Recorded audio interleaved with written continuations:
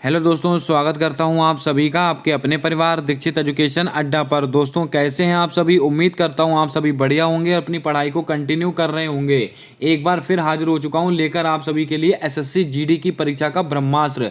जी हां दोस्तों, अगर आपने एसएससी जीडी की परीक्षा में फॉर्म सबमिट किया है, अगर आप एसएससी जीडी की परीक्षा देने वाले हैं, तो इन क्लासेस को आप मिस मत कीजिएगा। 100% आपको सफलता दिलाने वाली क्लासेस होंगी। एसएससी जीडी की प्रीवियस ईयर के पेपर में जो जो सवाल आपसे पूछे गए हैं, सारे सवाल दोस्तों यहां पर मैं वन डे डिस्कस कर रहा हूं। और दोस्तों, एसएससी जीडी की परीक्षा के लिए ब्रह्मास्त्र वाले ई नोट्स तैयार किए गए हैं, उनके बारे में भी आपको जानकारी देने वाला हूं। उन ई नोट्स को पढ़कर आप अपने परीक्षा में 100% अच्छे से अच्छा स्कोर कर सकते हैं। आइए शुरू करते हैं आज की क्लास। देखते हैं अपने सारे महत्वपूर्ण सवाल जो आपके एसएससी जीडी की परीक्षा में पूछे गए, और उन ई नोट्स को लेकर दोस्तों जो महत्वपूर्ण जानकारी है वो मैं अभी आपको क्लास में बताने वाला हूं। हमारा पहला सवाल पूछा गया था कि भारत के वर्तमान चीफ डिफेंस ऑफ स्टाफ कौन है? राजीव गौबा है, अनिल कुमार है, मनोज पांडे है, एडमिरल आर हरि कुमार है। दोस्तों आपको बता दें, भारत के वर्तमान सीडीएस कौन बने थे? अनिल चौहान बने थे। कौन? अनिल चौहान आपका बिल्कुल सही जवाब हो जाएगा, इसको आप ध्यान में रखिएगा। दोस्तों यहां पर अनिल चौहान कर लीजिएगा, अनिल चौहान साहब बने थे, इसको भी आप ध्यान में रखिएगा, परीक्षा में पूछा गया क्वेश्चन है ये। दोस्तों इन सवाल दिखाने का सिर्फ इतना सा मतलब है कि आपकी परीक्षा में जो नई नियुक्तियां होती हैं वहां से सवाल आपसे पूछे जाते हैं। तो वर्तमान में जो भी नई नियुक्तियां हुई हैं उनको आप पढ़कर जाएं, 100% आपको परीक्षा में सवाल देखने को मिलेगा। आइए चलते हैं अगले क्वेश्चन की ओर।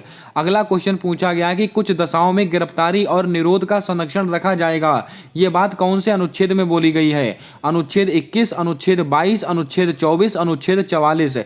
ये चारों अनुच्छेद हमारे लिए महत्वपूर्ण है, हम चारों के बारे में चर्चा करेंगे। दोस्तों आपको बता दें, कुछ दशाओं में गिरफ्तारी और निरोध से संरक्षण, ये बात कौन से आर्टिकल में है? आर्टिकल नंबर 22 आपका बिल्कुल राइट आंसर होगा, इसको भी आप ध्यान में रखिएगा। आइए दोस्तों बात करते हैं ऑप्शंस को लेकर। ये दोस्तों बहुत ही महत्वपूर्ण ऑप्शन है, आर्टिकल नंबर 21। इसमें क्या है? प्राण एवं दैहिक स्वतंत्रता, प्राण एवं दैहिक स्वतंत्रता, प्राण एवं दैहिक स्वतंत्रता का अधिकार कौन से आर्टिकल में है? Article number 21। और आर्टिकल नंबर 21 ए में क्या है, तो मुझे बताने की जरूरत नहीं है, आप सबको पता होगा। 6 से 14 वर्ष के बच्चों के लिए निःशुल्क शिक्षा का अधिकार। कौन सा संविधान संशोधन था?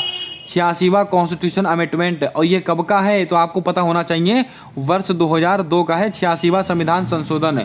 और दोस्तों आपको बता दें, जो 11वां मौलिक कर्तव्य है वो 86वें संविधान संशोधन के द्वारा जोड़ा गया था। अगला दोस्तों आर्टिकल है आर्टिकल नंबर 24। आपको दोस्तों मैंने कई बार बताया है, आर्टिकल नंबर 23 और आर्टिकल नंबर 24 ये दोस्तों किससे संबंधित हैं? तो दोस्तों आपको मैंने बताया था, बलात् श्रम पर रोक, मानव अंगों की तस्करी पर रोक, और छोटे बच्चों से कार्य नहीं कराया जाएगा। जैसे कि आर्टिकल नंबर 24, इसमें क्या लिखा हुआ है? जो छोटे बच्चे हैं यानी कि 14 वर्ष कम उम्र के बच्चे हैं, उनको दोस्तों कारखानों में आप काम नहीं करा सकते हैं। ये बात कौन से आर्टिकल के तहत आती है? आर्टिकल नंबर 24 के तहत है।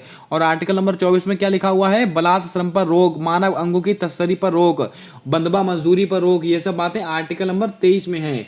इसको आप ध्यान में रखिएगा। इन दोनों आर्टिकल को बोलते हैं शोषण के विरुद्ध से संबंधित अधिकार। अगला क्वेश्चन है आर्टिकल नंबर 44। इसमें क्या लिखा हुआ है? तो दोस्तों आपको याद होगा, ये समान नागरिक संहिता से संबंधित है, और पूरे भारत में केवल गोवा ऐसा राज्य है जहां पर आर्टिकल 44 लागू है। अब जल्दी से आप कमेंट करके बताएं, आर्टिकल 40 है, इसमें किसका उल्लेख किया गया है? इसका जवाब आपको कमेंट कर बताना है। अगला क्वेश्चन देखते हैं। अगला क्वेश्चन है, द्रौपदी मुर्मू जी ने राष्ट्रपति शपथ कब ग्रहण की थी? ऐसा भी सवाल आपसे परीक्षा में पूछा गया है। दोस्तों आपको बता दें, द्रौपदी मुर्मू जी ने राष्ट्रपति पद कब दोस्तों ग्रहण किया था? तो दोस्तों नोट करके रखिएगा, 25 जुलाई 2022 को किया था, इसको आप ध्यान में रखिएगा। अब दोस्तों ये सवाल तो आपसे पूछ लिया गया, अब दोस्तों आपको क्या पढ़कर जाना है, कैसे सवाल पढ़कर जाने हैं। जैसे कि आप सब जानते हैं कि अभी दोस्तों 4 राज्यों में चुनाव हुए थे। कौन कौन से? मध्य प्रदेश, और दोस्तों कहां चुनाव हुए थे? राजस्थान। आप सबको दोस्तों न्यूज में आप सुन ही रहे होंगे, राजस्थान। और दोस्तों कहां हुए थे? छत्तीसगढ़, और दोस्तों तेलंगाना। इन 4 राज्यों में चुनाव हुए थे। तो दोस्तों आपको इनसे क्या याद रखना है, इनसे दोस्तों इनकी जो विधानसभा की सीटें हैं वो दोस्तों आपको याद करके जानी है। परीक्षा में 100% आपसे पूछी जाएंगी। आइए चलते हैं अगले क्वेश्चन की ओर। अगला क्वेश्चन पूछा गया है कि चूने पत्थर का रासायनिक नाम क्या है। रासायनिक सूत्र आपसे पूछा जाता है। कैल्शियम कार्बोनेट है, सोडियम कार्बोनेट है, सोडियम बाइकार्बोनेट है, कॉपर सल्फेट है। दोस्तों आपको बता दें यहां से आपसे 3 से 4 तरीके से सवाल पूछे जाते हैं। चूने पत्थर का रासायनिक सूत्र भी आपसे पूछ सकता है और चूने पत्थर का रासायनिक नाम भी आपसे पूछ सकता है। मैंने दोस्तों दोनों जानकारी आपके सामने रख दी है। यहां से मैं आपको 8 से 10 सवाल बताऊंगा और हर शिफ्ट में आपको यहां से सवाल देखने को मिलेगा। दोस्तों चूने पत्थर का रासायनिक नाम क्या होता है, कैल्शियम कार्बोनेट। तो आपका राइट आंसर क्या होगा, CaCO3 आपका बिल्कुल सही जवाब हो जाएगा। इसको आप ध्यान में रखिएगा। अगर आपसे कैल्शियम कार्बोनेट का सूत्र पूछे तो आप दोस्तों ये CaCO3 लिखेंगे। अगर आपसे चूने पत्थर का रासायनिक नाम पूछे तो आप कैल्शियम कार्बोनेट लिखेंगे। अब दोस्तों बात करते हैं सोडियम कार्बोनेट। ये क्या होता है, Na2CO3 10H2O। इसका रासायनिक सूत्र क्या होता है सोडियम कार्बोनेट का, ये देखिएगा Na2CO3 10H2O। इसको बोलते हैं धावन सोडा। धावन सोडा। अगर आपसे परीक्षा में पूछे धावन सोडे का रासायनिक सूत्र क्या है तो आपको जवाब देना है Na2CO3 10H2O। और धावन सोडे का रासायनिक नाम क्या है, सोडियम कार्बोनेट। एक सवाल हो गया दोस्तों। सोडियम बाइकार्बोनेट, इसको बोलते हैं खाने का सोडा। क्या बोलते हैं, खाना सोडा। इसको बोलते हैं खाने का सोडा। अगर आपसे खाना सोडा का सूत्र पूछे तो दोस्तों आपको यही जवाब देना है। अगर खाने सोडे का दोस्तों अगर आपसे रासायनिक नाम पूछे तो सोडियम बाइकार्बोनेट आपका बिल्कुल राइट आंसर हो जाएगा। और इसका सूत्र क्या है, NaHCO3। आई होप दोस्तों आप समझ गए होंगे। अगला क्वेश्चन, कॉपर सल्फेट, इसको बोलते हैं नीला थोथा। क्या बोलते हैं, नीला थोथा। अगर आपसे दोस्तों नीला थोथा का रासायनिक सूत्र पूछे तो दोस्तों CuSO4 और इसका अगर रासायनिक नाम पूछे तो कॉपर सल्फेट है। आप देख सकते हैं 8 से 10 सवाल बताए हैं। सारे सवाल मोस्ट इंपॉर्टेंट सवाल हैं। चलिए बढ़ते हैं अगले क्वेश्चन की ओर। अगला क्वेश्चन पूछा गया है कि देवप्रयाग में किन 2 नदियों का संगम होता है। मोस्ट रिपीटेड क्वेश्चन है SSC का। दोस्तों आपको बता दें अलकनंदा भागीरथी, अलकनंदा मंदाकिनी, अलकनंदा पिंडर, अलकनंदा धौलीगंगा। दोस्तों आपको बता दें देवप्रयाग, दोस्तों एक मैंने दोस्तों ट्रिक बनाई थी इसकी, मैं आपको बताता हूं। अभागा, अभागा देव, अभागा देव, यानी कि दोस्तों अभागा। तो इसको कैसे याद करना है, आ से अलकनंदा, भा से भागीरथी, यानी कि अलकनंदा और भागीरथी इन दोनों नदियों का संगम क्या कहलाता है, देवप्रयाग कहलाता है। तो दोस्तों देख सकते हैं आप कहां पर होगा, अलकनंदा और भागीरथी। ये रहा आपका राइट आंसर क्या होगा, ऑप्शन नंबर ए बिल्कुल आपका सही जवाब हो जाएगा। अब दोस्तों बात करते हैं कुछ महत्वपूर्ण फैक्ट को लेकर। इसको ट्रिक को याद रखिएगा, आप ऐसे याद करेंगे आपको कभी नहीं भूलेंगे, आप कंफ्यूज नहीं होंगे कभी। अभागा देव यानी कि अलकनंदा और भागीरथी नदी का संगम कहलाता है देवप्रयाग। अब दोस्तों मैंने ट्रिक और बनाई थी, अमन, अमन, अमन रुद्र, अमन रुद्र। ये दोस्तों ये भी ट्रिक है, अमन रुद्र। अमन आ से दोस्तों अलकनंदा, मा से मंदाकिनी। अलकनंदा और मंदाकिनी इन दोनों नदियों का संगम क्या कहलाता है, रुद्रप्रयाग। क्या कहलाता है, रुद्रप्रयाग। इसको भी आप नोट कर सकते हैं। ये दोस्तों ट्रिक आपको कहीं नहीं मिलेगी, ये खुद से बनाई हुई ट्रिक है। इसको आप नोट कर सकते हैं अपनी कॉपी में। और दोस्तों अलकनंदा और पिंडर नदी ये दोस्तों होता है कर्णप्रयाग, कर्णप्रयाग ये होता है कर्णप्रयाग, अलकनंदा और पिंडर नदी। और अलकनंदा और धौलीगंगा ये होता है विष्णुप्रयाग। कौन सा, विष्णुप्रयाग। जितना दोस्तों सवाल हो सकते थे सारे सवाल मैंने आपके सामने रख दिए। इससे बाहर सवाल आपसे परीक्षा में नहीं पूछे जाएंगे। चलिए बढ़ते हैं अगले क्वेश्चन की ओर। अब दोस्तों यहां से मैं आपको बताता हूं बहुत ही महत्वपूर्ण जानकारी। जी हां दोस्तों, अगर आप SSC GD का एग्जाम देने वाले हैं तो आपके लिए लेकर आ चुका हूं ब्रह्मास्त्र वाले ई नोट्स। इन ई नोट्स में दोस्तों आपको क्या क्या मिलेगा बहुत ध्यानपूर्वक समझिएगा। अगर दोस्तों आप सटीक और दोस्तों अच्छी तैयारी करना चाहते हैं तो ये ई नोट्स आपके लिए बहुत ही फायदेमंद होने वाले हैं। इसके अंदर आपको history, polity, geography, economics, science, strategy के और विविध प्रश्न, यानी कि दोस्तों जो विभिन्न SSC की परीक्षाओं में जो सवाल पूछे गए हैं सारे सवाल दोस्तों आपको इन ई नोट्स के माध्यम से प्रोवाइड कर दिए जाएंगे। और सारे सवाल ऐसे सवाल होंगे जो दोस्तों आपकी परीक्षा में बार बार रिपीट होते हैं। यानी कि दोस्तों फालतू का वहां पर एक सवाल नहीं होगा, बिल्कुल सिलेक्टेड मैटर आपको दिया जा रहा है। यानी कि दोस्तों पूरा जीके बहुत ही कंसाइज रूप में आपको मिलने वाला है। और इसका जो प्राइस है मात्र 50 रुपीज रखा गया है। आप दोस्तों इसको परचेस कर सकते हैं। आप देख सकते हैं अभी तक की सभी परीक्षाओं में पूछे गए प्रश्नों का निचोड़। अब आपको इसको परचेस कैसे करना है वो मैं आपको बताता हूं। एक नंबर मैं आपको प्रोवाइड कर रहा हूं, नोट कर लीजिएगा उसको, 70 78 142 और यहां पर मैं लिख दूं 717। ये इसी के आगे है दोस्तों। 70 78 142 717 ये दोस्तों हमारा व्हाट्सएप बिजनेस अकाउंट नंबर है। आप इसके ऊपर गूगल पे, फोन पे, पेटीएम कुछ भी दोस्तों वॉलेट चलाते हो 50 रुपए आप पे कर सकते हैं और उसका स्क्रीनशॉट इसी व्हाट्सएप नंबर पर आप शेयर कर सकते हैं। ये ई नोट्स मैं आपको प्रोवाइड कर दूंगा। बहुत ही महत्वपूर्ण ई नोट्स हैं। अगर आप एसएससी जीडी की परीक्षा में बैठने वाले हैं तो इन ई नोट्स को देखे बिना मत जाइएगा। 100% आपको सफलता दिलाएंगे ये ई नोट्स। अगर बात पसंद आई है तो क्लास को लाइक कीजिएगा। चैनल पर पहली बार आए हो तो चैनल को सब्सक्राइब कर बेल वाला आइकन ध्यान से दबा लीजिएगा ताकि आने वाली क्लासेस के अपडेट्स आप तक आसानी से पहुंचते रहें। चलिए बढ़ते हैं अगले क्वेश्चन की ओर। अगला क्वेश्चन पूछा गया है क्रिकेट के पिच की लंबाई कितनी होती है। अगर आप एसएससी का कोई सा एग्जाम दे रहे हो तो स्टैटिक जीके आप पढ़कर जाइएगा। 100% आपके लिए बहुत ही बेनिफिट होगा। स्टैटिक जीके से 10 से 15 सवाल दोस्तों आपसे पूछे जाते हैं और स्पोर्ट्स की स्टैटिक जीके मोस्ट इंपॉर्टेंट रहती है आपकी परीक्षा के लिए।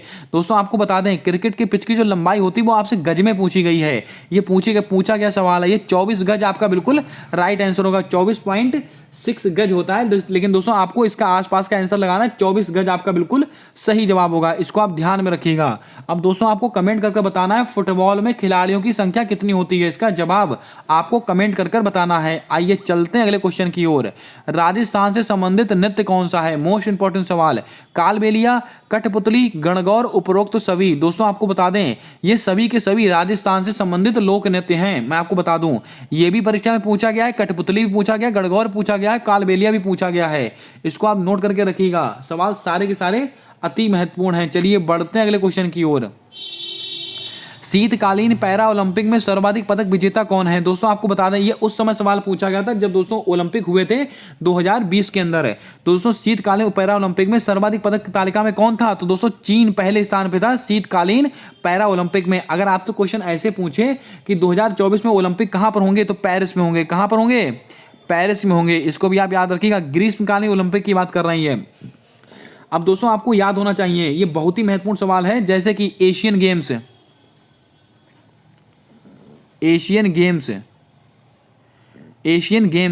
अब दोस्तों आपको कमेंट करके बताना है एशियन गेम्स 2023 जो दोस्तों संपन्न हुए थे हांगझाऊ चीन के अंदर। अब ये बताएं कि भारत पदक तालिका में कौन से स्थान पर रहा था। इसका जवाब आपको कमेंट कर बताना है। चलिए बढ़ते हैं अगले क्वेश्चन की ओर। फ्लाइंग सिख के नाम से किसको जाना जाता है। दोस्तों एक सवाल और परीक्षा में कई बार पूछा जाता है कि भारत ने एशियाई खेलों में पहली बार भाग कब लिया था। 1951 में और फिर लिया था 1982 में। ये दोनों डेटें भी आप याद रखिएगा। ये डेटें भी आपसे हूबहू पूछी जाती हैं। अब दोस्तों अगला क्वेश्चन है फ्लाइंग सिख के नाम से किसको जाना जाता है। दोस्तों आप इसका आंसर तुरंत दे सकते हैं। मिल्खा सिंह आपका बिल्कुल राइट आंसर होगा। ये तो दोस्तों आप सब लेडीज हैं। ये फ्लाइंग सिख के नाम से दोस्तों किसको जानते हैं, मिल्खा सिंह को जानते हैं।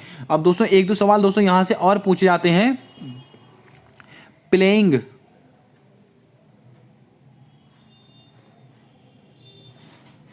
इट माई वे ये किसकी ऑटोबायोग्राफी है। ये सचिन तेंदुलकर की है। सचिन तेंदुलकर की है ये ऑटोबायोग्राफी। और दोस्तों और कौन सी,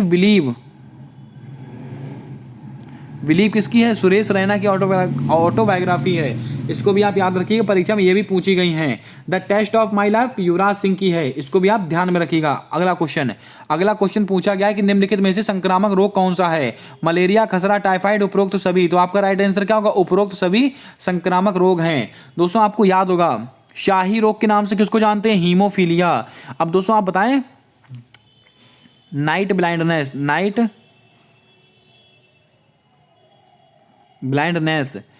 एक तो होता नाइट ब्लाइंडनेस, एक होता कलर ब्लाइंडनेस।